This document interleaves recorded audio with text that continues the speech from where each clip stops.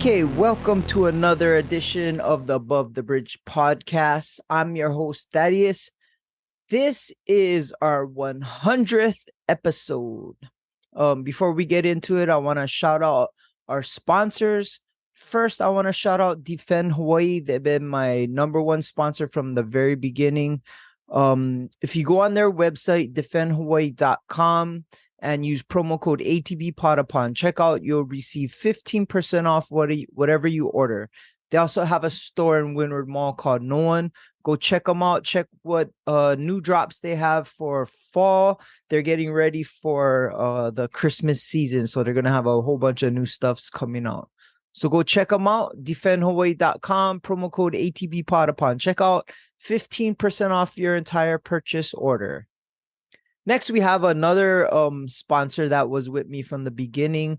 I rep Detail Supply. They have a store in Temple Valley Shopping Center in Kahalu. Anything you need to detail your car, get it looking new, smelling new. They have waxes, polishes, buffers, anything you need to get your car looking perfect. Go check them out. irepdetailsupply.com. If you use promo code ATBpod upon checkout, you'll receive 15% off your entire purchase order. Next, we have Hawaii Candy Factory, and you see their stuff everywhere. They have the cutest packages. It says Noms on it. They have a whole bunch of crazy snacks. My favorite is the lemon peel peach rings, but they have a whole bunch of gushers, nerd belts, strawberry belts. Go check them out. HawaiiCandyFactory.com, promo code ATBpod upon checkout, and you'll receive 10% off your entire purchase order. Last but not least, we have my newest sponsor. It's a Hawaii-based medicinal mushroom company, and it's not psychedelic mushrooms. Right now they have the chaga and lion's mane in tincture form. If you don't know what chaga does, it's known to boost your immune system, fight inflammation, and balance your gut health. And the lion's mane is known to increase energy, focus, memory, and it also improves your mood within 3 to 5 days. I've been taking this stuff religiously. I put it in my coffee every morning, or I drop it under my tongue. Definitely a game changer for me. And yeah, I've been very happy with the results from these two things. So go check them out. Their website is medmushroomhigh.com. And if you use promo code ATBpod upon checkout, all capitals, you'll receive 45% off your first purchase of lion's mane or chaga. So go check them out. Aloha. All right. Welcome to another edition of the Above the Bridge podcast. This is episode 100, our 100th episode. And we're going to do things a little different. Today, I'm having one of my best friends, my brother, Hanai brother, DJ Hapa Boy, help me out. It's going to be reversed. This time he's going to be talking to me, so I'm the guest for the 100th episode. What's up, DJ Hapa Boy? How's it? Yeah, I want your guests and your audience to understand and know the celebration going on right now. It is a big deal. I actually know you've done over 100 episodes, but this is to actually, make it official. And yeah, we're gonna switch the roles up a little bit. And our special guest this evening, give it up for Mr. Thaddeus Park. Yeah. Yeah, man. Hey, first off, congratulations. I think you're coming up on almost 4 years. 3 years. Yep. Doing this. 3 years doing this. Over 3 years. Yeah. But it's been such a long journey, short time, but long journey. Watching you start from scratch to where you're at now. Yeah, first off, congratulations, bro. I'm very proud of you. Thank you, bro. That means a lot. And like I always tell people, your kick in the ass is what got me to actually pull the trigger to even do this. Like, I always tell the story. You were on a podcast, somebody else's, and kind of called me out on my own bullshit or on my own wants to do it but never pulled the trigger. And because you called me out on it, I pulled the trigger. And that's honestly 100% the moment that I decided I'm doing it all in. And that's when I started to take the steps to get this thing moving. And yeah, dude, it sometimes takes a kick in the ass from someone who's important to you to call you out on your own bullshit to actually make a move. And that's definitely the case for what happened to me and how this thing really got started. I know I was talking about it for years.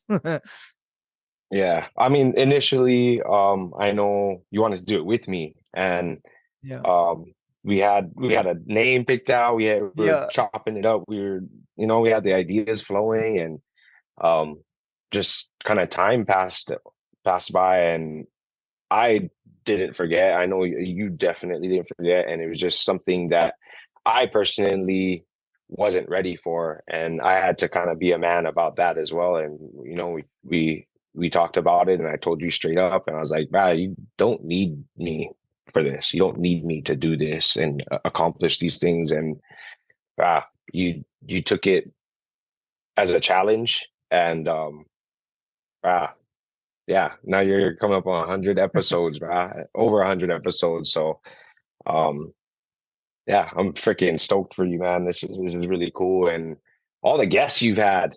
Uh, that's that's the coolest part. All the connections and relationships you made over this time, I know has uh, made a difference in your life. Yeah. How does how does that how does doing a podcast for this long kind of affect your life? For me, the guests that I have on are usually people that inspire me and are doing different things that are not like a everyday 9 to 5 kind of person. They have something going for them. They're a celebrity. They're starting a new business. They're doing something different. That being said, that's the kind of people I kind of are attracted to because it's inspired. Sorry, it's inspiring to me because I like when people gamble on themselves. Personally, I've done that my whole life. I watch you do it all the time. And hit or miss, you taking a risk. And a lot of these guests inspire me in a way where, okay, so now I can maybe try something else or do something else. But it's also getting to know people that I've never met before and reconnecting with people that I know or that I'm close with. And I have a hour long conversation that's uninterrupted. And in this day and age, it's very rare where people that's close to you or people you get to know, you don't ever sit down and talk story with them one on one for an hour. That's kind of scarce. And um everybody has phones. They'll get a text or they'll get a call.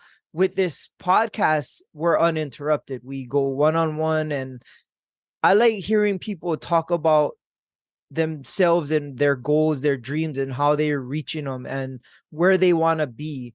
And a lot of these guests of mine have really cool stories and really amazing insight to how they do things. And bro, it's been a cool learning experience. I've learned a lot. I met a lot of people that I became friends with.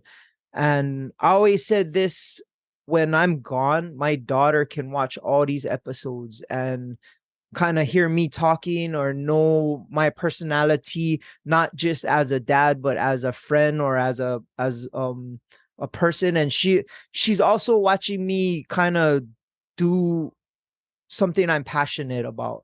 So it will give her the ideas like, oh, if my dad is doing something he's passionate about, it gives me the kind of courage, or I'm hoping it gives her the kind of courage that she'll follow whatever passion she wants to do. And she ain't afraid to take a risk too. And you kind of know her pretty close, and yeah, she don't care. She believes in herself more than anybody else, bro. And that's what I kind of hope she got from me, because I'm the same. As I get older, I may doubt myself a little more, but all in all, I believe in myself big time. But yeah, that's how it is. Your daughter, your daughter is your daughter, Yeah. bro.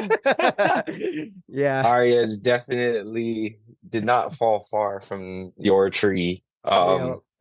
Yeah, you guys have a lot of spunk, a lot of heart, a lot of her confidence. I mean, it echoes from yours. So yeah, it's really cool to see, and she definitely got a lot of footage to go through later Yeah. in life. Yeah. That's it. Yeah, it's cool. And most times she's in here, like she's doing her homework or whatever, playing on her iPad, but she's in the room while recording. Today she's not, because she has volleyball practice, but it she may not be paying attention to what we're talking about, but she's in here seeing and watching. So it, it's been cool for me. Yeah, for sure. Sorry. Ours. Uh, on that note, I mean, being a dad for how old is she now? Fucking She just have to 13, be in high bro. school soon. Yeah, 13. Holy yeah. moly. Ooh. Uh, I mean, I've known you for over 15 years, Since you was about 15, over 15 years. 16. Yeah. Yeah, so over 15 years for sure. I've known you before you were a dad, and seeing the changes thus far, uh brah, it's just like my dad, seeing him have a daughter now, and just how he raised me and how he's raising her is just like, brah. And I know you see it too with your dad and Aria. It's Oh like, yeah. brah, you never let me do that or get away with that. Bruh, my But dad lets Aria get away with a whole ton of, she'll let her get away with stuff that I literally got lickings for.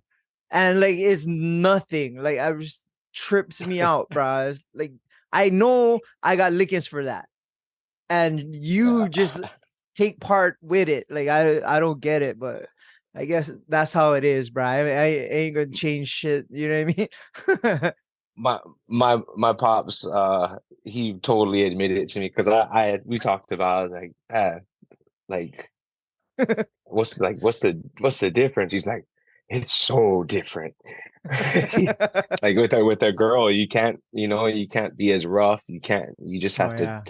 treat them different. And yeah, it's cool to see though, watching one of your best friends be a girl dad, not just a dad, but a girl dad. And just watching you change as an adult, as a man. It's just like, you gotta bend a little when you have a girl and stuff like Yeah. that. But it makes no difference in how you raise your kid, if it's a boy or a girl. And man, that's one thing.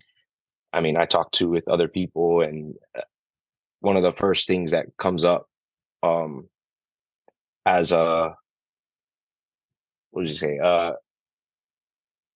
this comes up in subject is about Thaddeus, is you're a great dad, a great father. And um that's something I'm very proud of you and for you. It's a special thing, man. And watching you also grow up on the east side, and on Kaneohe and Kaneohe, what do you think is special about growing up on the east side in Kaneohe, and also raising a kid on that side? Oh, that's a good question. For me, and I assume it's like this from wherever you grew up. You're gonna have a attachment to it and a love for wherever you grew up. Of course, for me, it's in Kaneohe and the east side. I always like this side of the island. For one, it's not as hot as town, and it's less busy. I always feel like Kaneohe um has a little bit more aloha than like town or like other places on the island. Not saying that they don't, but and it could be because I grew up here. I know a lot more people. I think for me, kind of country Kanio, lifestyle. yeah, yeah. Yeah. And for me, Kanio is like a perfect balance. It's still a little tiny bit of city. There's a mall, there's movie theaters, there's like a kind of small town vibe to it and big country vibe. Like there you can go hiking, there's a sandbar, there's a whole bunch of other stuff you can do in Kaneohe, and it to me is a perfect balance. I feel like there's a lot to do here, and the neighborhoods are less stressed, I guess, and the kids here, they're more, I guess, they don't try to fight all the time, at least in the neighborhoods that I'm at now. Before maybe a little bit more, I was but like, bruh, yeah. 15 years ago, King to me didn't Oh go, yeah. damn. Yeah, I know it's getting worse, but the vibe here is definitely a little bit more chill, kind of like a in between North Shore and town vibe. I guess that would be the best way to describe it. But I love it here. I love the weather. I grew up here, so I do know a lot of people on this side, and it's always cool to like go to the mall or go to the store and run into like four different people that you play baseball with or played soccer or grew up together with or whatever it is, and see people that are doing good as parents or whatever that you grew up with. So yeah, I like the vibe here. I think raising Aria in Kaneohe, which was a blessing because we were in Eva for a little bit, it kind of gives her that same local vibe with same. I feel like this side, and I'm not knocking any other part of the island, it's just what I know the most, and it has a very strong family traditional vibe on this side, and that's what I want for Aria. Like she has learned a lot of family traditions from my mom, and being in Kaneohe, it's easy to show her the traditions and the stuff that I used to do because we're here. You know what I mean? I could show her, oh, this is where I would go play, oh, and ride bike to over here, and I could actually bring her and do those things. And so she kind of, I like the fact that living here kind of connects her to the way I grew up, and it kind of, I can show, not just tell her and take her to do certain things that I've done when I was little. Like we rode bike to Mosquito Park a couple times, and like it's just a trip that she's doing the little things that I used to do as a kid. You know what I mean? Yeah, it's been cool. I definitely like being on this side. Yeah. Yeah, I can attest to that. Growing up in Kaneohe and East Side, and it's definitely country vibes and that Ohana feel. That mana goes, I mean, all the way from Nalo to past Kahalu, and Yeah. um, yeah, it's a lot of love to be raising a kid in, and that's cool. That's very Yeah. special. Do you besides growing up in Kaneohe and experiencing all of like Kaneohe things, have you ever thought about living somewhere else in the world? Um.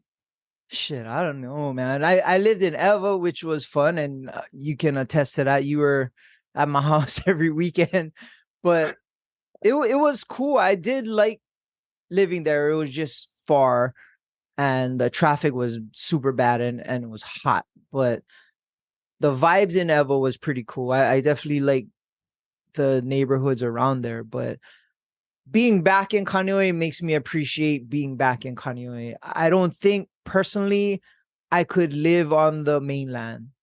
Um, I feel like the mainland is just wouldn't feel like home to me, and I probably would get homesick. I maybe never aspired to leave, or I was too not afraid, but just didn't really want to. Um, I thought about it a bunch of times throughout the years, and probably not um after I had Aria. I always wanted to raise a kid in Hawaii, but prior to that, there's thoughts of Vegas as everybody else wants to do, or Cali or something like that. But I just, every time I go to the mainland for whatever it is, I always am happy to come back and relieve that I don't live there. So yeah, I probably wouldn't want to, unless I got a job paying me millions, then I probably wouldn't want to move to the mainland or anywhere else. I wouldn't want to go Japan or anything like that. But yeah. Oh, nobody ever asked me that. Um, That's um, something that I wanted you to be able to share with everyone else, because it's something, I mean, if you don't know, or yeah, if you don't ask, you would never know. But your athletic background is quite extensive, and you've done and accomplished some amazing things throughout your life, even before becoming a dad. Um, yeah, talk about some of the sports you've played, and of course, please drop all your stats about your taekwondo, and what was your first sport that you played in school? would be soccer. When I was little, I was 7 years old, and I played soccer just like every other kid in the in the world. Kaneohe. Yeah. And I was I was small, like very small growing up, but like anything else, I had belief in my skills, even if they were non-existent. But soccer was fun for me. I was very competitive, and I hated to lose. I would throw tantrums if we did lose, or if for some reason that I got pulled out the game, I'd be like just pissed off on the sideline. And I played soccer, I think oh, maybe like 8 years for AYSO, for numerous teams. And yeah, it was fun. I was never like the greatest soccer player or whatever, but I had fun. I scored goals. I got in there, and yeah, it was probably one of the best learning experiences at that age of my life, because you learn how to be a teammate, you learn how to kind of work for a goal. And of course, it back then it wasn't like a participation trophy, like you earn whatever you got. And I was on a few good teams that won some things, and that was cool. I played basketball for St. Anne's, which was part of the CYO league. It was what, sixth, seventh, and eighth grade. That I can admit, I sucked at basketball. I was small. I tried my best. It's just I wasn't good. Like I was very small, and it was it was not my favorite sport. But all my friends played it, so I got to play. Um, yeah, it was cool. It was fun being part of a team and learn a sport that I really had no idea about prior. And honestly, I played because my friends played, and and it was fun. But that, I rode the bench a lot. I got in a bunch of times when like a couple of my teammates couldn't play because of their grades. Then I got to get in there. But yeah, I wasn't that good in basketball. Baseball, I played little league, and that one I was better at. It was good being small because I had a tiny strike zone, so most of the times I would get walked. But I got to pitch, I got to play second base, played outfield. But that was fun. Baseball was a very good sport for me as a little kid because the parents are so involved. So my dad connected with all the other dads and the coaches. So we'd have the first game at Kaneohe L at like 8 o'clock, and we wouldn't leave the field till like 10 o'clock. And pops be all drunk. They would have the hibachi going, and we would just play the whole day. And Oh, yeah. that is a Kaneohe staple. Oh yeah. Uh, that's I mean, it doesn't matter what age. Yeah, that sounds definitely like a Kaneohe thing. My dad grew up same style. Yeah, Soccer, not soccer, but baseball was it was what do you call that? It's just it was something every kid did growing yeah, up on that side. yeah, So and it's it was fun. Like I enjoyed it. To this day, I have a lot of friends that I met through baseball that I'm still in touch with, different and league, no? What is that? yeah. Makuli League. Oh, now, yeah, softball, like, but it was baseball was fun, and it was a cool sport, and um, I like the fact that when you're at bat, it's all about you. Like you don't have like no matter what, it's a team sport, but when you're at bat, it's you versus the pitcher, and that's what it is, right? And I always like that aspect when I can control something that much. And sometimes it worked out, sometimes it didn't, but it was fun. And even pitching, like I I got to pitch a few times, and like for me it was like wars, me against the batter. So now it's like, okay, doesn't matter about the whole team, it's just me against you. And I like that feeling a lot more than playing soccer or basketball, because like you got to rely on your teammates and all that. When you have that one moment in a athletic situation, when it's one-on-one, that's what I like the most. And yeah, with little league, like I said, the family aspect was huge. And we would go camping where our like my parents, they would the other teammates' parents would come to the house, and they would play cards, and it was just like we were Team always around. bonding. Yeah, it was just fun, bro. And like when you're little kids and your parents are drinking in the house with their parents, that means you can play till they leave. So we would be outside till like 10 o'clock at night in the neighborhood riding bike and just having fun. And that was like the best. So that was always cool. Um, High school, I didn't really play any sports. I played football. That was the only sport I played in high school. And again, my size mattered. And with football, it was fun, bro. I mean, playing football is a fun sport. It probably would have been way more fun if I was bigger, but that one I didn't mind being part of a team. For one, I needed the protection because those guys are fucking huge, bro. Like, um, Uh, I played for Damien, and we would suit up 27 guys, so plenty of guys would be going both ways. And I remember we would be walking into the Aloha Stadium, and like St. Louis is playing or something, and they're like, "Oh, look, Daddy's on the field," and he has like two kids in the stands, and bro, these guys like look like adults, and I'm just like, "Oh shit!" And I remember when you warm up, like you go to each hash rate your whole team, and then you do the claps and all they that. start cloud. Yeah, our team sounded like, when you get like pop pops, a box of pop pops, and throw it up in the air and it hits the ground. That's the way our claps. Yeah, Pew pew pew pew. yeah, exactly.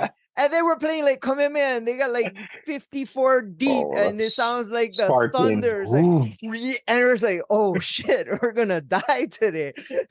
But Uh, yeah, I remember in the locker room just thinking like my teammates are just like, yeah, all pumped up, and I'm thinking like, I actually might fucking get hurt tonight. this might be my last game. Yeah. But Yeah. it definitely, with football, it's a for me at least, because I was so small, it was a challenge. And I like that challenge because I was proud. I could say I got out there, I did it. I never missed practice. I gave everything I had.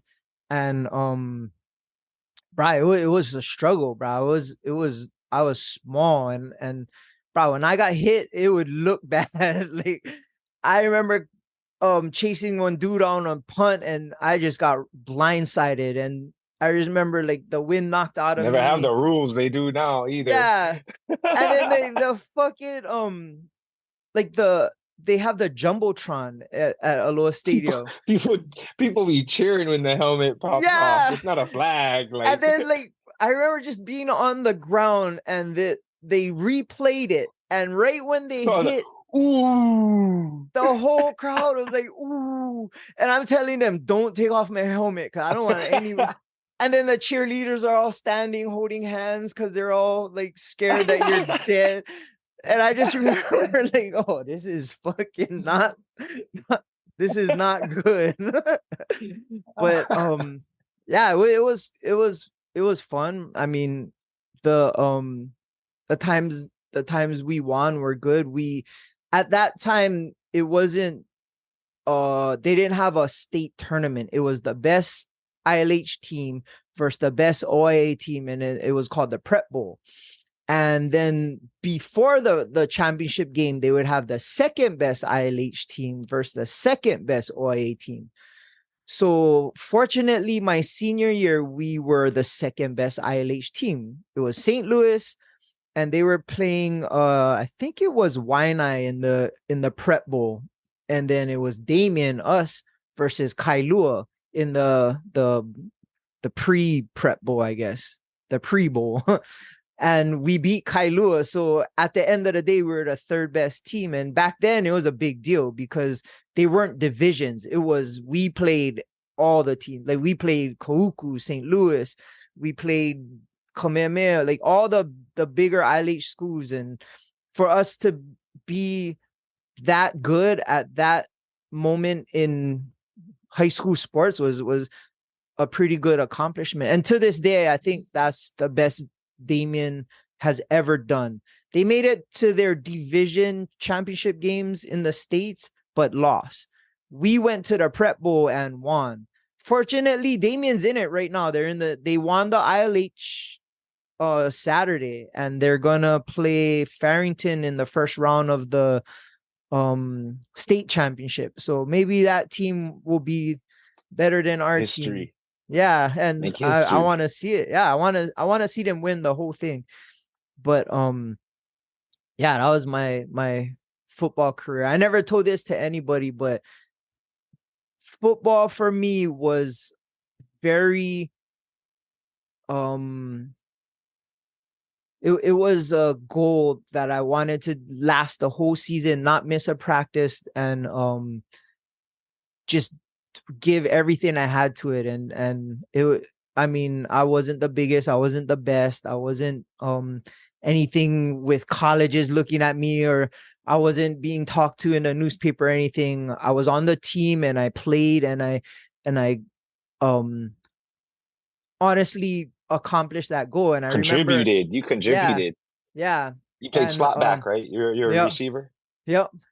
And I remember in that Prep Bowl, I had a minus 5 yards, and the stats was my one catch for minus 5 yards in the Prep Bowl. My worst game that I had, but that was the end of my football career. But I remember the last day of practice, and for Damien, we have like this, it's called the purple line, and nobody can step on the purple line. And at the beginning of the season, the seniors painted. So the team always gathered by the purple line, and we do our like Damien team pride on one, and you break for the practice.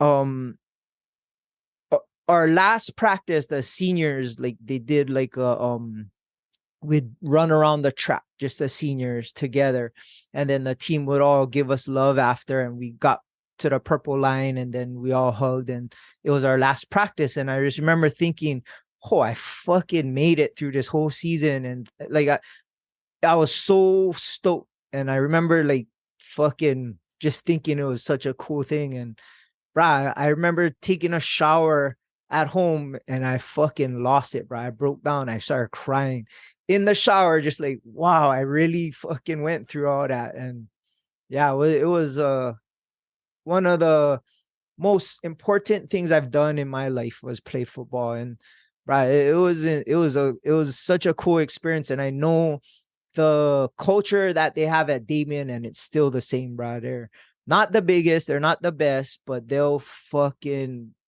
scrap, punch, kick, fight all the way until the last whistle, even if they're getting smoked by 50 points or what, bro. It's just that's the culture, and I know that's still true now, and I see it. But yeah, it's Damien football is different, brother. It's just they don't have the best players. And I'm sure you're the same I because Carlahill's the I same totally way, bro. understand. Yeah. Yeah. Yeah, that's no, that's special though. I didn't know that that you kind of had that goal for yourself and Yeah. accomplished it too. Uh, I totally understand being the smallest player, and even when I was playing, we had a lot of players come and go. I mean, I wasn't a star player or anything, but I put in the work, and I gained a lot of respect Yeah. doing whatever I did. But watching a lot of the players come and go, try it out. They come practice one day, and we don't see them again. It's just like, what happened? And Yeah. it's just football alone is its own. There's all these sports, but football, I feel, it has its own type of culture. Its own entity of competition that you have to come together as a team, and Yeah. you have to defeat these things. And yeah, it's not an easy sport to not only go through and accomplish, but also finish. And yeah, I'm glad you made it to the end of that. Yeah. That's a It's cool. And one thing cool cool thing. about football is, bro, it's cool to put on all those fucking the pads and the helmet. You know what I mean? It looks cool.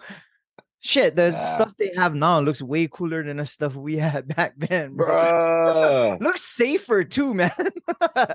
Yeah, it looks hella cool. Oregon Ducks and a lot of those Yeah. teams, With just the they shoulder keep pads, bro. It's all breaking like, boundaries with it, smaller yeah, and tighter, and you just can move more. And you look cooler in yeah, them. The helmets look fucking cool. Like, bro, yeah, we look like Lego man that out there. that was something that you said to me. I'm thankful enough that, I mean, you guys caught a lot of my games after high school when I played semi-pro. And Yeah. something that you said to me that always stuck was, especially towards the end of my football career, not knowing which game's gonna be my last, but that was something you always stuck in my head, was play this one like it's your last game. And a few of those games, those last games, were in the stadium, and Yeah. I I truly like took the time to embrace all those moments in the Yeah. end, and not expecting it to be my last game. But my memories, I know it was my last game. I was just enjoying each moment. And yeah, I can imagine your feeling after Yeah. uh doing that in high school. And Yeah. it's special. Yeah. The reason why I said that was in my fighting career, I didn't know it was going to be my last fight, but I did try to take it all in. But football, I knew that prep bowl game was my last. I knew I wasn't going to be playing for UH. Oregon Ducks wasn't calling my mom them to get my info. Like, that was it for me. I was going to be done at that moment. And I remember just being in a little stadium, and it was packed. It was the prep bowl. So the big game was Back after. then, Yeah. that was something. You made it to the Yeah. stadium playing high school, man. Yeah. And the championship game was after our game. So we had the mix of our fans and then the game after Mm. fans. So the stadium looked really packed. And I remember after the game, like, we go into the locker room, and I just like kind of took everything in. And I remember walking out and my mom them giving me lays and just taking it all in, like, wow, I'm a varsity football player for this last moment, and walking out of Aloha Stadium, and like I clearly remember taking it in, and because I knew that was it. That was it. I'm never gonna do this again, and I'm never gonna strap on the pads and put on my helmet or anything like that ever again. And yeah, I'm glad I clearly remember those Stuck moments. to that. Yeah. Glad you stuck to that. Oh yeah. I was gonna try walk on a UH and get either embarrassed or fucking hurt. Yeah. Well, your football in high school that led to your next sport, which is fighting. Yeah. So that was my favorite. I did karate when I was little and I earned my way up to a black belt, but it was a JIKC karate, and I did it for maybe like 5-6 years, and I never took it serious. It wasn't anything that I was aspiring to do. I thought it was cool because I like Bruce Lee movies and stuff like that, but it wasn't something that I was wanting to do a lot of. I always loved martial arts, watching it. And How old were you when you're I was doing like, when I karate? did karate, I did it I think from like first grade to about, Oh shit. yeah, I forget, maybe like fifth grade, sixth grade. I was young, but yeah, I still have my black belt and stuff. And my dad was a martial artist. He was a Kempo. He fought Kempo and that kind of stuff. And he grew up in Palama with hammers, and he fought in Kempo tournaments. He fought no contact, full contact competitions. And I have a picture when I got my black belt when I was a little kid in karate, and he put on his gi, his Kempo gi, and he's standing next to me with his black belt. And um That's cool. yeah, it was cool. Although I did get a lot of scolding from him when I was doing karate. But what happened was, after I graduated, we a few of my friends were doing taekwondo at Smith Taekwondo in Kaneohe, and it was something cool that like they were doing. But I didn't really think anything about it. I thought it was cool, but nothing much. And um, I we got into this situation where we got mobbed. We got like big time mob that hit school. And there were maybe like, it was me, my friend Clint, his brother Chester, and my friend DJ, and I think one other guy. And Clint was supposed to fight this guy one-on-one, and Clint started licking him, so the whole fucking squad jumped in. So we jumped in, and they came with like 30 people and we had 5, so we didn't do too well. And I remember like thinking like, okay, I gotta get some skills. And because my friends were at doing taekwondo, I was like, oh, let me go check it out. And this time I was on punk. I had long hair, and I knew that because I'm small, I gotta like step up my skill level. I didn't have fear, I just didn't have the skills. So then yeah, I went to the taekwondo school, and I kind of was drawn to it. It was, wow, those guys are, I remember sitting down the first night I went, and it was a sparring class, and I went to watch, and those guys was just beating the fuck out of each other. They were like kicking and aerial kicks, and just at such a high level of accuracy and acrobatics and power. And I'm like, whoa, this is something that I would want to do. And it was cool. And so I signed up. I remember my first class, it's like my Hanai cousin Boob, I mean Lyle, and then my cousin Boob was teaching, and they took me on the side, and I would learn like the forms and the basics. And those guys within a week talked me into their sparring class. So sparring was on Fridays, and I went there and I had the sparring stuff on, and I had this kid. He was a high school kid, and his name was Na, and is this little Korean kid, and he fucked me up, like lit me up. I was there. There's nothing I could have done to protect myself. Like, he was fast. He was, and it immediately humbled me. And the next round, so you go rounds, right? Every time you spar, there's this guy, Ken Timoteo, and he passed away recently. And he was like a bigger Samoan guy, and he looked at me, and I had long hair. I looked like on Punk, and he lit me up right after the little kid. So now I got lit by a high school kid on a Samoan man, and he pulled me on the side, and he told me, and he said, "Bruh, if you humble, you'll always be able to learn. If you think you already know everything, you'll never learn anything." And I was like, well, I think I learned my lesson today. And from then on, like, I learned a lot from him. And then from my cousins, Boob and Lyle, they taught me. And my skills I developed quick in Taekwondo. I don't know what it was, but I was able to get better at a faster rate.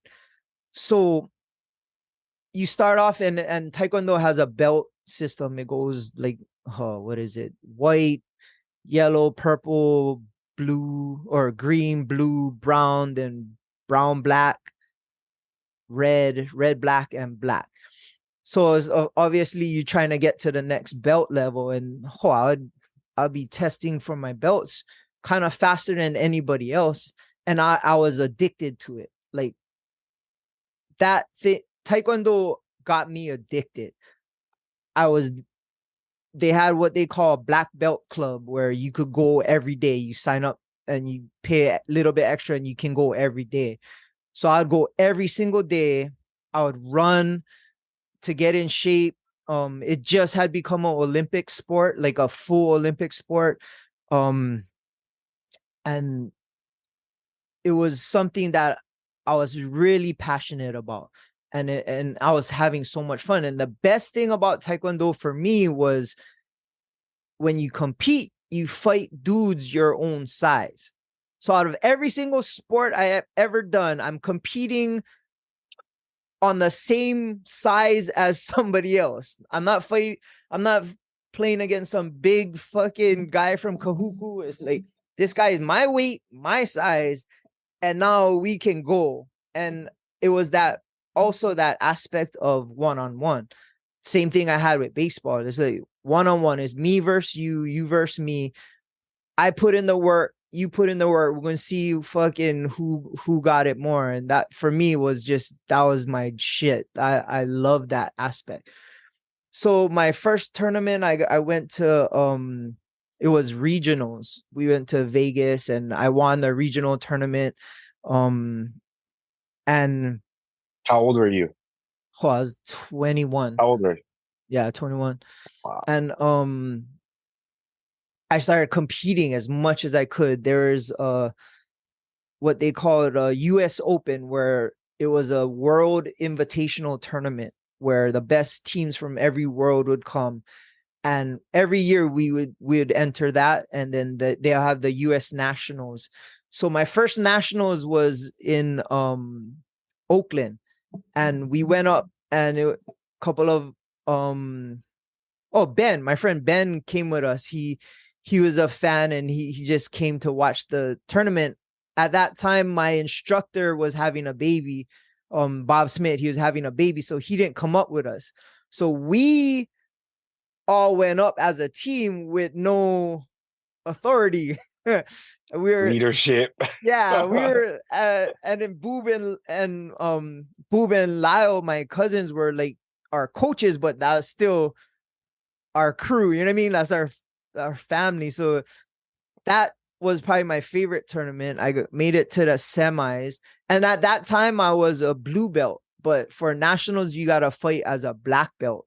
So it was a black belt tournament, and I was not a black belt certified, but my instructor forged some shit, and I could compete as a black belt. So I was fighting as a black belt since I was a blue belt, which was halfway through the ranks, because I felt like I could handle, like I was licking black belts in sparring at the school. So it was like, okay, I can compete at this level. And if I can't, then I'm gonna find out. But I did all right. One thing about our weight class is fin weight. It's the lightest weight at that time. It was 110 pounds. So it was the smallest weight class. So we fought the first day. We'd weigh in and fight. And then there's 3 more days of tournament, but we were done already. And fin weights, my 2 cousins were fin weights as well. And when we were done, brah, we just fucking partied the whole rest of the time. We'd watch our friends fight and we'd party. It was just that first nationals was amazing. But as the years went by, I got to compete all over in Taekwondo. And we had our instructor was a kickboxer. His name is Bob Smith. He was a kickboxer. So we had opportunities to kickbox, and he was very close with, at the time, the heavyweight champion that was fighting out of Hawaii. His name was Dennis Alexio. So Alexio would fight at Blaisdell, and he would fucking put on these cards, and local fighters could fight on the undercard. So as a kickboxer, as a Taekwondo fighter, we always wanted to kickbox. It's more fun. You in the ring. So I got to do that as well. And I won a Hawaii state title, which was cool, but I know it was kind of, it wasn't like I had to come up through the ranks. It was like Alexio put on the card and Bob Smith was the promoter. So he made a title for the winner and I won it. You know what I mean? It was Nice. It was cool. I still have it. It's a piece of shit, but at the time it was the world to me. Yeah. And it was something I got to do, and I really got a lot of aggression out. I got a lot of humbleness. I learned with martial arts was a lot of humbleness. My That was my next question, was what was kind of the lesson learned doing that sport for that long? How long was that? About maybe like 11 years. Yeah, it was about 11 years I did it. Yeah, 11 years. And it was something that those probably I learned the most, and I learned a lot most from Booby and Lyle. They're the way they taught, but the way you go through goals and the way you push yourself physically and mentally is what I really loved about martial arts. Because you can see people break when you fighting them, or when you're training with them, or running with them, or whatever. You can see people mentally break, and then their physically will break after their mind breaks. And then you see guys who can physically make your push through that and make your physical self keep going. So it's like once your mind goes, your body goes. So if you're running, or if say we're sparring or fighting, I can tell when you're done. Like your face, your body is you're giving up. You already win. You don't have it. To see people push past that. Like, oh, when this is, you're tired and nothing's working, and is just to push That's that past next that. level. Yeah. And then have your body follow your mind. That's, to me, what was the best part about martial arts. To know that I could push myself past limits that I didn't think possible. And you know what I mean? It's like when failure is not an option, you ain't gonna fail. I mean, granted, I lost taekwondo matches all the time, but it was always fun, and it was that competition, bro. When you're fighting one dude, that's a different kind of feeling, bro. Like whatever sport I've done prior, it didn't match that moment. Like when you're standing across somebody and they're trying to fuck you up and you're trying to fuck them up, but both of you have trained for each other. It's a weird feeling. It's like, yo, now we're gonna find out. And yeah, it was definitely something that I wish I could do forever, but yeah, it didn't work out that way. But yeah, it was definitely something in my life that I learned the most from.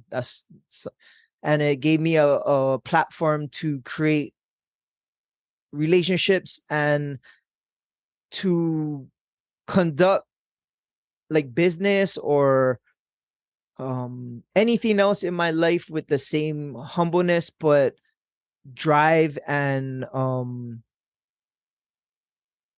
not afraid. Respect. Yeah, respect too. Yep. And you know how we do business is always with aloha and respect for the most part. Yep. But that honestly was my ending of my athletic career until that one Sunday we played flag football at with Ravo. Was our team balls deep? That would be it, bro.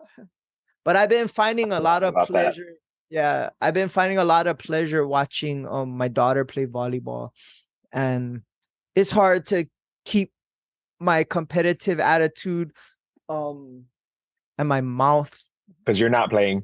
Yeah, and I have no control. But watching you play football too, bro, that was a cool experience for me. Like honestly, when you call my phone, a picture of you with your pads on at Aloha Stadium with Aria comes up on my phone.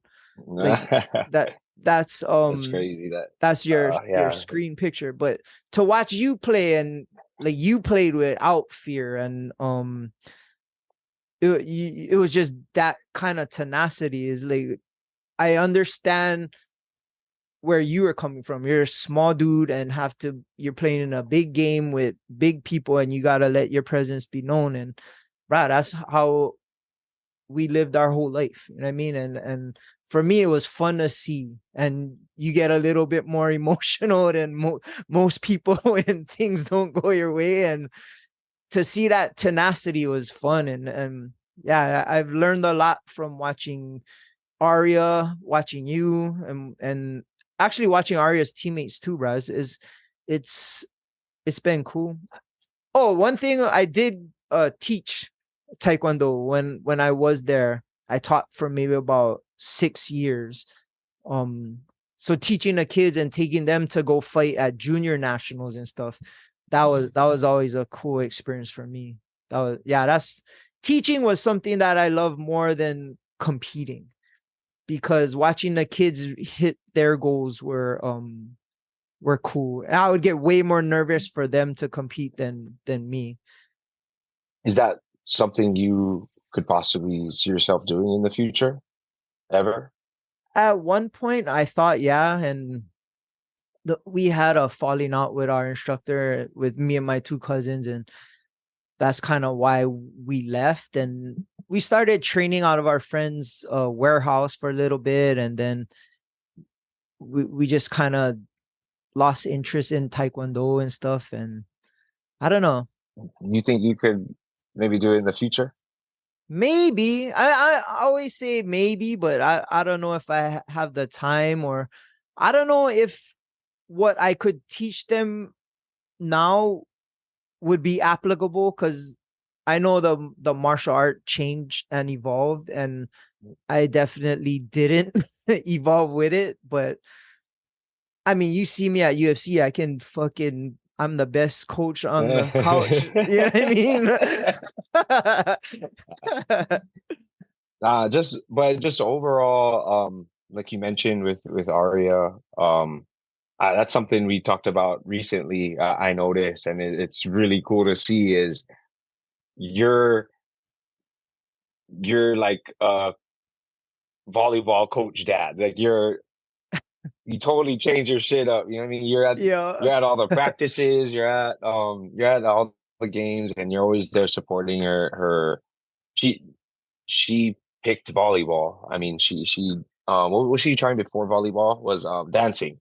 Yeah. Was Yeah. dance, and we uh go to all her performances and whatever she got going. But yeah, when she found volleyball, you could see that spark and that drive, all Yeah. that competitiveness that you're talking about with you and your sports. I'm seeing it reflect right off of her, and I got video clips of her just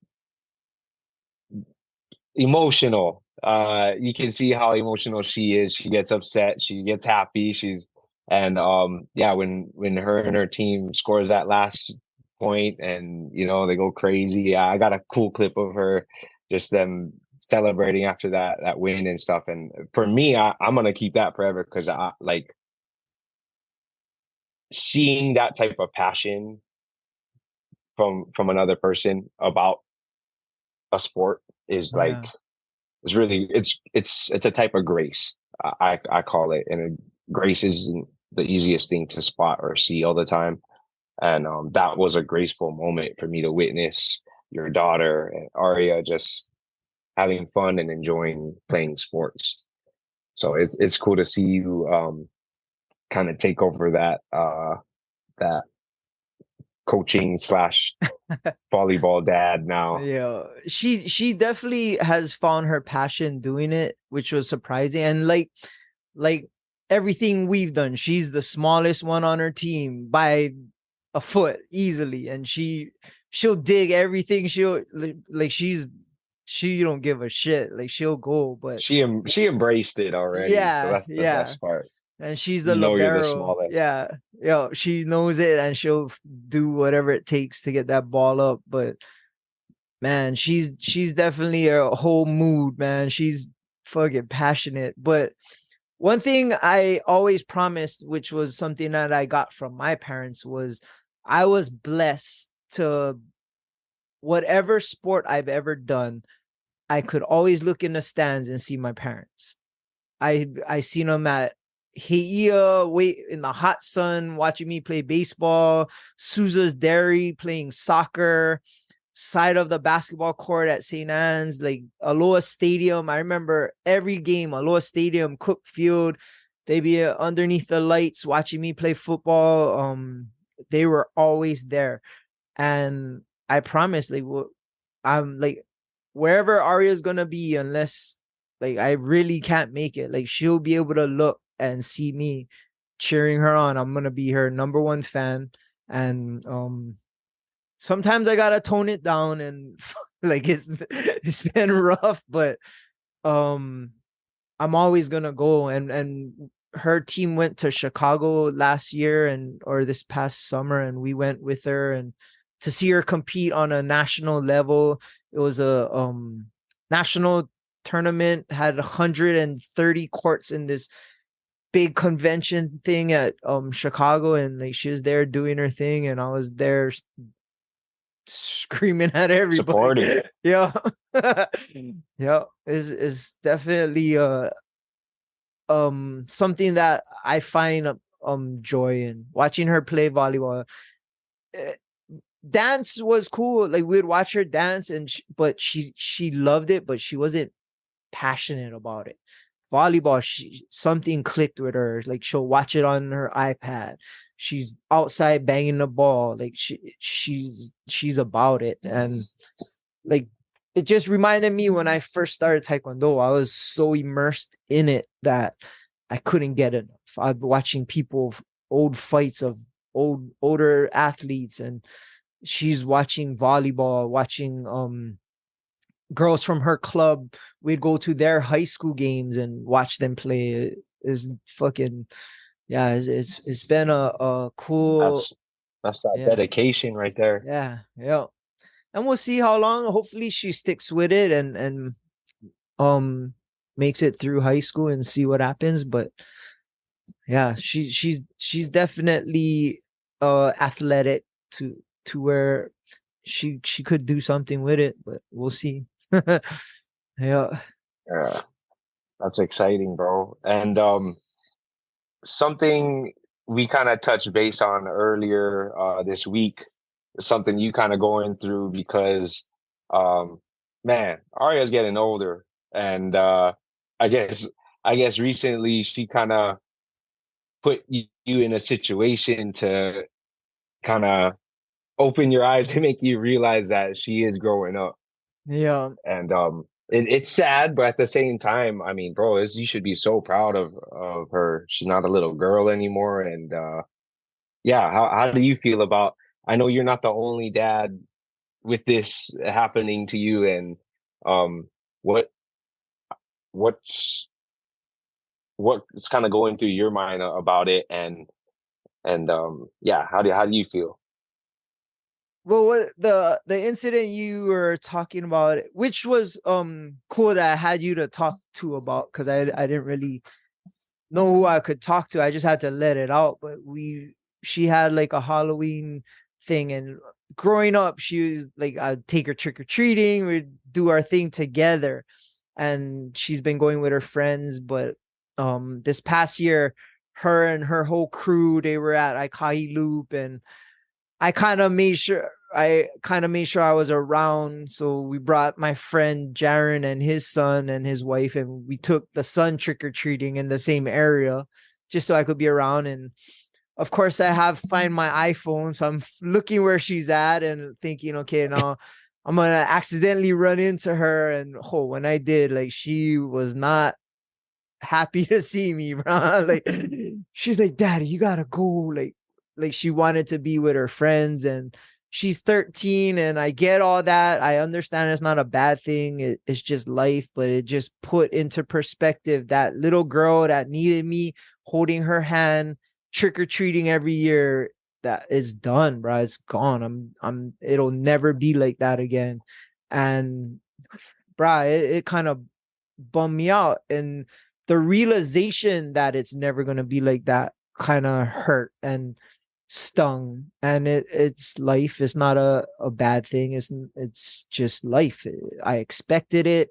I knew it's going to happen. I knew it was coming. I just didn't know that was the moment. You know what I mean? And then it was like, oh shit, this is it. Like, she's not my little girl anymore. And yeah, it was a little uh struggle since Halloween, just thinking about that. And of course, like, I have every single picture she ever took on my phone, and like scrolling through it, and it's like, oh man, like, she's that person is not this person anymore.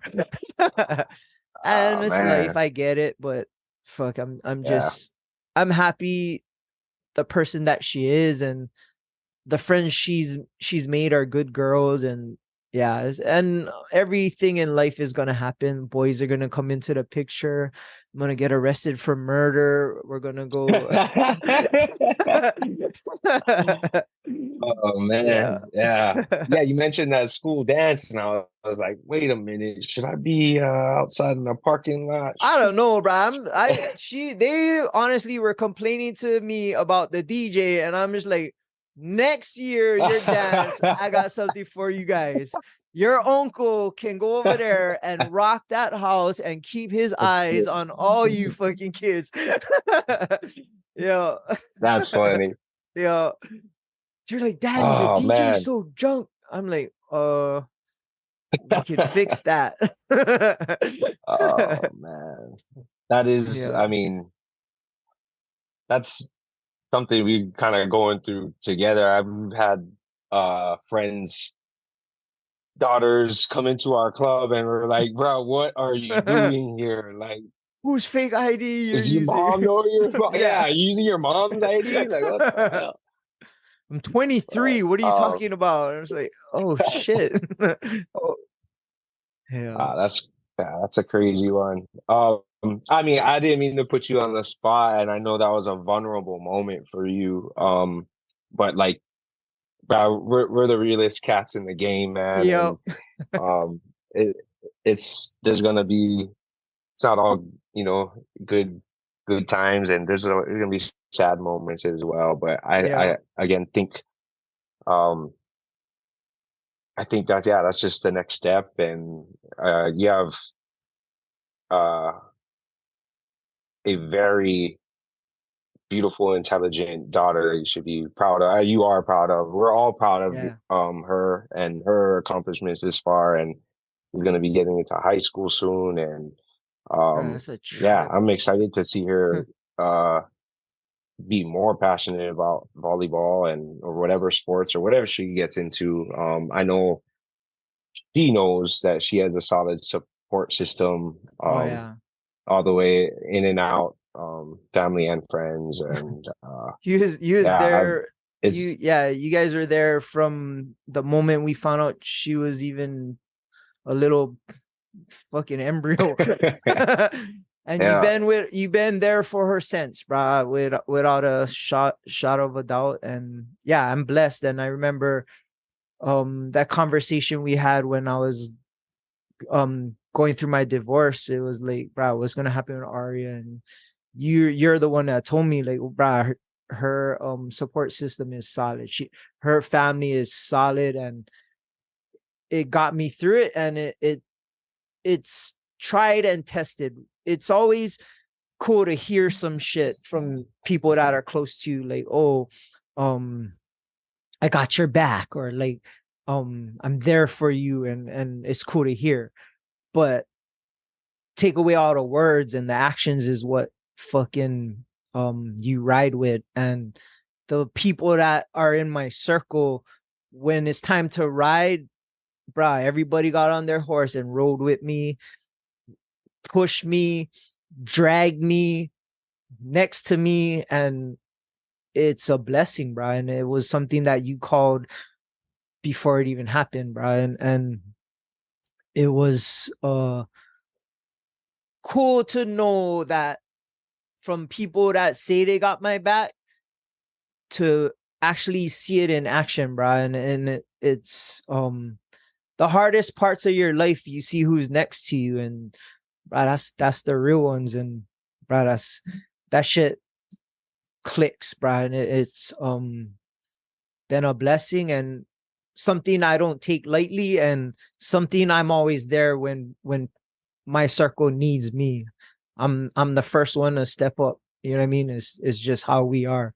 And like for my daughter, she, like you said, she knows that. She knows she has this support system for her, that she could ever if she ever need to draw on it, she can. And it's cool to know, man. And it's the, like you said, a village. It takes a village to raise a kid, and Aria got the best village in my opinion, bro. Yeah, she's definitely got a got it. gangster one for sure. Yep. Yeah. Uh, well, we've been chatting for more than an hour already, and Yeah. I know our viewers got to know a little bit more about you and your personal life, and it's cool to find out a little more from the host that's Yep. been running this show, Above the Bridge podcast. Um, just a reminder for everyone as well. Kind of explain real quick what Above the Bridge means to you, and yeah, its meaning. So, when I started this podcast, or the idea behind it was, where I live, there's a walk bridge that connects our neighborhood to the neighborhood over the canal. You can't drive over it. It's a walk bridge. And when I was little, we would always go there and fish and play and like throw rocks or whatever and have fun there. It was like our hangout area. To this day, all of us go there and have a drink or talk story and just get away from everything and just have great conversations and um kind of connect. So my idea when I came up with the podcast, it wasn't like I want to have a Q&A kind of interview. It wanted to be more like the organic conversations I had with close people when we're on the bridge. Um, so that was the concept I had when I wanted to create this. And that's why it's called Above the Bridge, the organic conversations we have there as friends and family. I wanted to capture that kind of vibe and bring that to the podcast and have those kind of conversations and inspirations. I mean, you and I have been on the bridge and talked about life dreams, goals, shitty moments, happy moments, like anything under the sun we talked about on the bridge. And it goes close with other people that are close to me. And it was just felt what I wanted to bring to this podcast, which would be a little different than anybody's Q&A with certain genres. If you notice, my podcast is not a nightlife podcast. It's not a MMA podcast. It's not a business podcast. I have any and everybody doing anything on here, and maybe it doesn't have a certain attracted niche to it, but it's something that I love to do, and it's definitely captured my goal of having those conversations, and it's been cool. And yeah, man, it's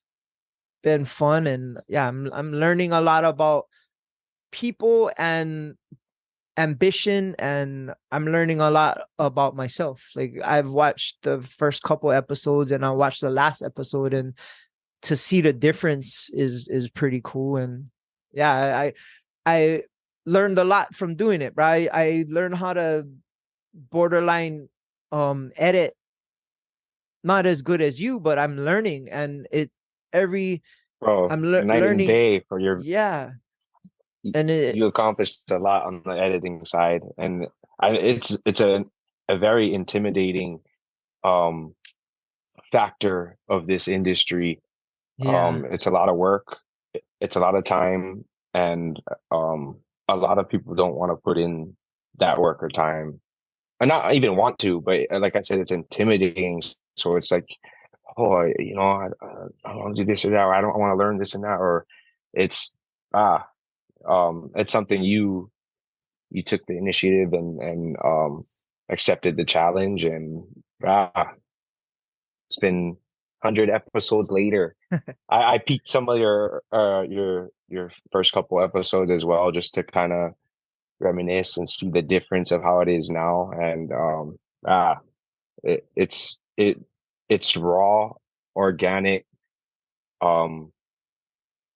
growth is what you see, and I was able to witness. And again, I'm super proud of you, bro. 100 episodes over 3 years.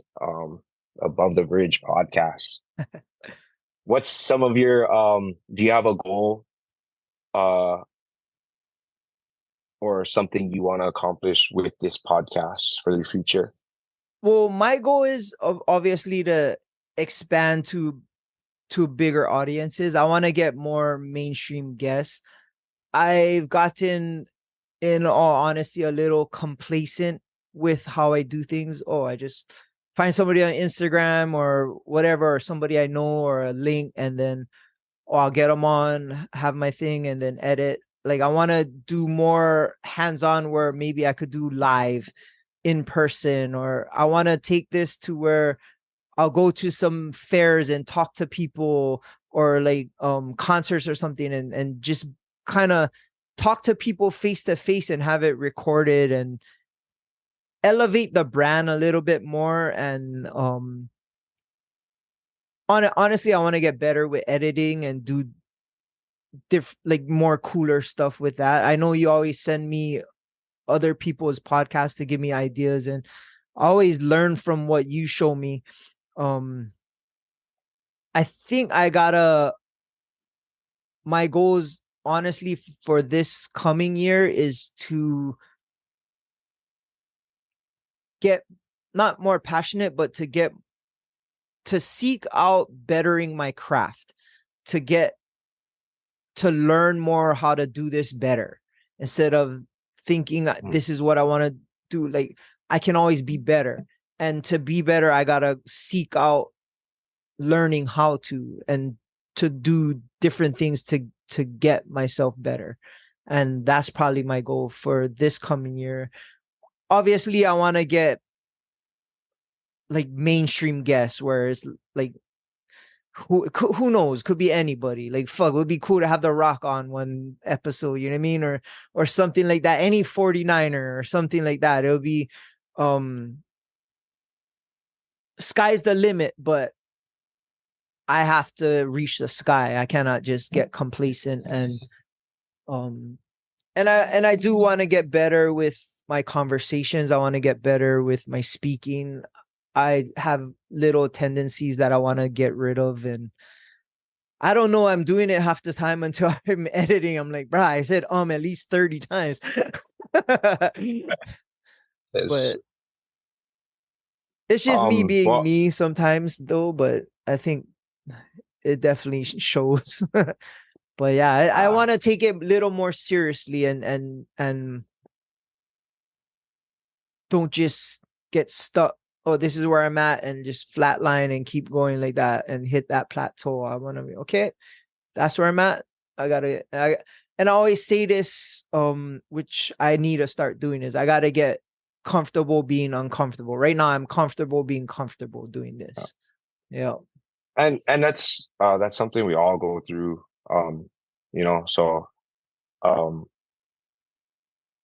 there's I think the next step for you, besides getting those new ideas and everything, is, I mean, just to start pulling the trigger and Yeah. um, trying out those ideas, and freaking go record that interview or whatever, and edit something new or different. And um, I mean, everything you mentioned uh, is doable, and it's not impossible. It's yeah, there's no limit to what you just mentioned.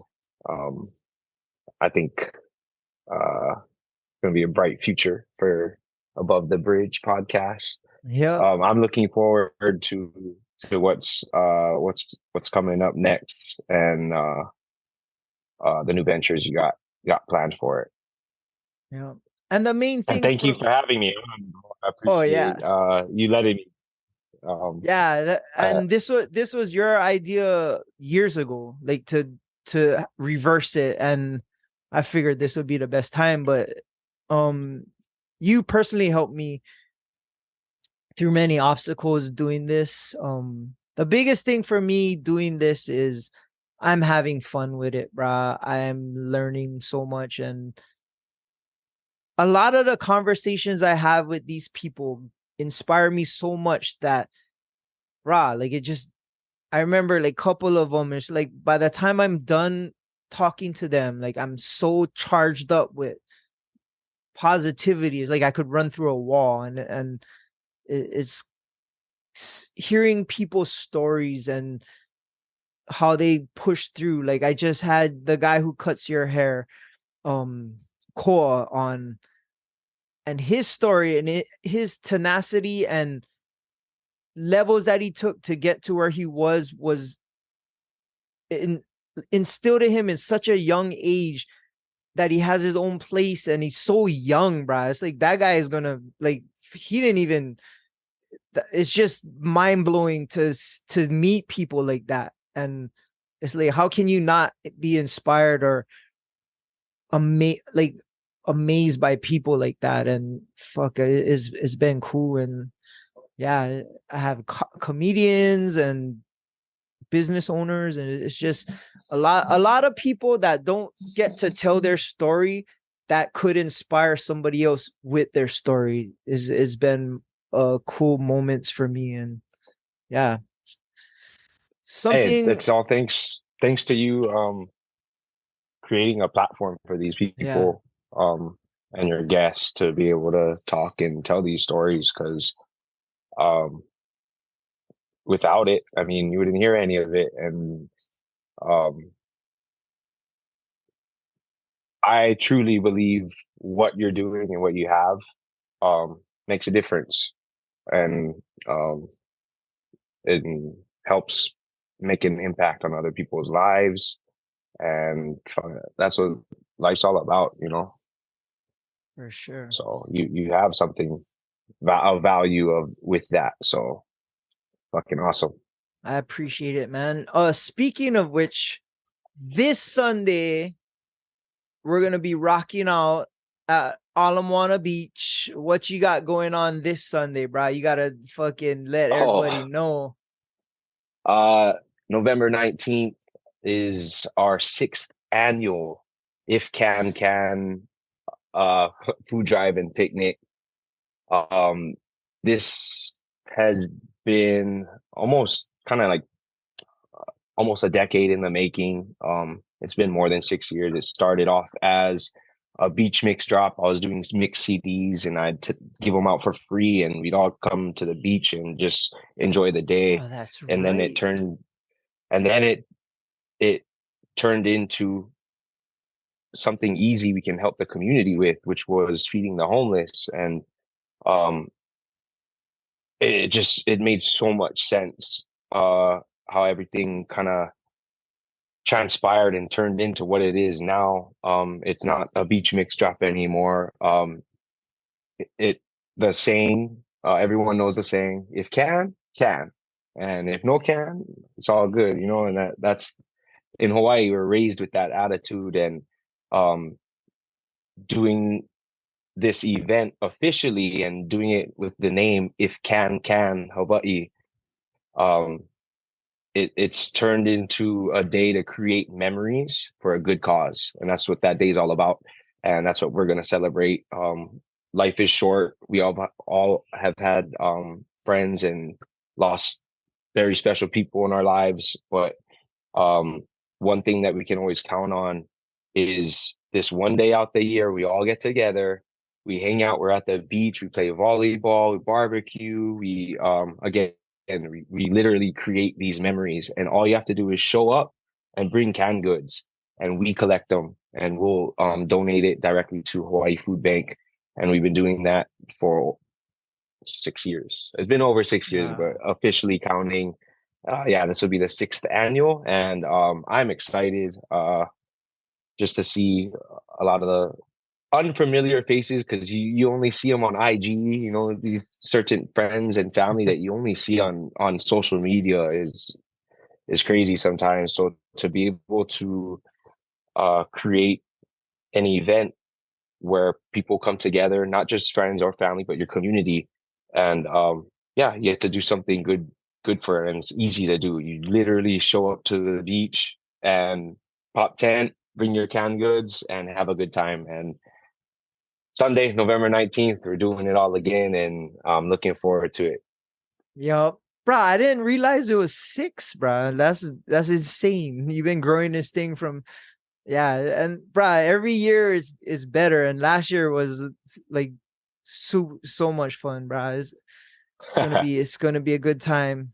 Yep. Bring I canned got goods, I got rice, whatever. got this cool thing.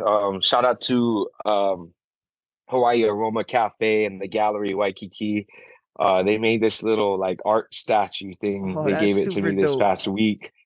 Um, I I was just, it was so random and cool and very thoughtful. I was overwhelmed when they gave it to me, and That's pretty sick. yeah, I'm proud to have it. But Yeah. it's been growing every year, more and more. So this past last year, November, we collected over 2,600 pounds. That's over a ton of canned goods that we got to donate to Hawaii Food Bank. We had a U-Haul. We rented a U-Haul. Everything got put in there and it got delivered. And um, it was a hell of it. Not only did we collect all of that and donate, but it was a very special day. It's still talked about because you only see some of those people that in 1 year. It's like, oh, you get Yeah. to do it again. So yeah, a couple weeks, Sunday, November 19th. Thanks for bringing that up. If can. Can, bro, can. Bring bags of rice too, bro. That's weight. Yeah, a little bit expensive, but for the cause. Right on. Well, I appreciate you for helping me do this. And honestly, episode 1 was with you, so episode 100 had to be with you too, man. And I appreciate you. I love you, and I respect you as a brother, friend. We've been through a lot together, so it's always cool to connect. And like I said earlier about it, so another hour or hour and a half long conversation I had with you uninterrupted, and that's a priceless moment right there that we got on video. Thank you, brother. I appreciate you. Love you. Love your family. Love everything that you're doing, and blessed to be a part of it. Yeah, let me know when the next one is. Got some we cool didn't things even get happening into next year. we didn't even get into the club shit. That we don't need to. We'll save it for another time. Yeah, exactly. All right, man. Well, shakas for the cameras. Yeah, that's right on. We're out. Shout out to the Artist Group Network. Aloha. Aloha. Chicken.